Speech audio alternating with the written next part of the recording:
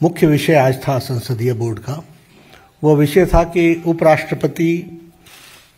पद के लिए भारतीय जनता पार्टी और एनडीए का कैंडिडेट का चयन प्रक्रिया। तो इस चयन प्रक्रिया के लिए हम सब लोग बैठे थे। आदरणीय प्रधानमंत्री जी की उपस्थिति में सभी बातों की चर्चा हुई। कई नाम हमारे पास आए जिन पर चर्चा हुई, बड़ी वृहद चर्चा हुई। सभी दृष्टि से चर्चा में, समाज की दृष्टि से, देश की आवश्यकता, बाकी सारी चीज़ों को देख करके सभी नामों पर बड़ा गौर किया गया। लेकिन सभी नामों पर गौर करने के बाद हम सब लोग और भारतीय जनता पार्टी की संसदीय बोर्ड इस निष्कर्ष पर पहुंची है कि उपराष्ट्रपति पद के लिए भारतीय जनता पार्टी और एनडीए के प्रत्याशी के रूप में हमारे किसान पुत्र श्री जगदीप धनखड़ जी को हम उपराष्ट्रपति पद के लिए अपना प्रत्याशी के रूप में घोषित करते हैं। हम सब लोग जानते हैं कि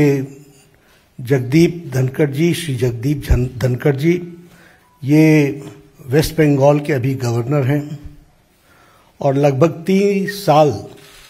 3 दशक तक सार्वजनिक जीवन में इन्होंने काम किया है। धनखड़ जी एक साधारण परिवार से, किसान पुत्र, एग्रेरियन परिवार से, किसान की भूमि से आते हुए अपने जीवन में सामाजिक और आर्थिक बाधाओं को पार करते हुए उन्होंने अपने जीवन में उच्च लक्ष्य को प्राप्त करने में और सामाजिक जीवन के रूप में देश की सेवा करने में कोई कसर नहीं छोड़ी है। जैसा मैंने बताया कि वो एक किसान परिवार को बिलोंग करते हैं और उनका लालन पालन झुंझुनू के एक डिस्ट्रिक्ट के गांव में वहाँ हुआ और गांव के स्कूल से पढ़ाई करते हुए उन्होंने सैनिक स्कूल चित्तौड़गढ़ से अपनी शिक्षा ली। बाद में वो राजस्थान यूनिवर्सिटी में फिज़िक्स की उन्होंने पढ़ाई की और साथ में एलएलबी किया। वह फर्स्ट जनरेशन के प्रोफेशनल हैं, यानी वकालत के रूप में वो फर्स्ट जनरेशन में वकील बने और बहुत ही कम समय में उन्होंने अपने आप को राजस्थान हाई कोर्ट में एक सक्षम वकील, एक प्रसिद्ध वकील के रूप में स्थापित किया और साथ ही साथ सुप्रीम कोर्ट में भी उन्होंने अपना नाम एक वकील के रूप में स्थापित किया। So he is a first generation lawyer, first generation professional. और सार्वजनिक जीवन में आने से पहले वो एक प्रतिष्ठित वकील के रूप में उन्होंने अपने आप को स्थापित किया। वो सुप्रीम कोर्ट में वकील थे जब उन्होंने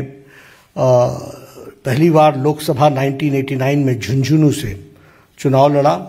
और वहाँ से वो विजय हासिल की और बाद में वो 1990 से लेकर के 1993 तक वह parliamentary affairs, minister of state for parliamentary affairs के मंत्री रहे और बाद में वो राजस्थान के किशनगढ़ कंस्टिट्यूएंसी अजमेर डिस्ट्रिक्ट से विधानसभा के भी सदस्य रहे और उनका एक लंबा एडमिनिस्ट्रेटिव एक्सपीरियंस रहा है। हम सब जानते हैं कि वो जुलाई महीने 2019 में उन्होंने राज्यपाल का पद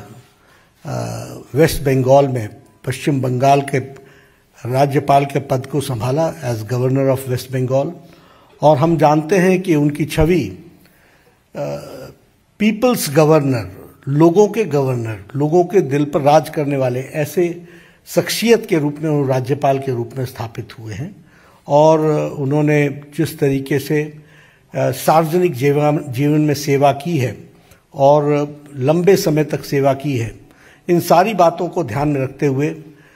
भारतीय जनता पार्टी और एनडीए ने ये तय किया कि किसान पुत्र, साधारण परिवार से बढ़ते हुए फर्स्ट जनरेशन के professional, fully equipped as an administrative capacity और जिनका सार्वजनिक जीवन में एक बहुत ही अच्छा योगदान रहा है, ऐसे प्रत्याशी को भारतीय जनता पार्टी और एनडीए अपना उपराष्ट्रपति, वाइस प्रेसिडेंट का प्रत्याशी घोषित करती है और आगे चल करके उनके नॉमिनेशन की तारीख भी तय होगी और फिर चुनाव की दृष्टि से तैयारी होगी।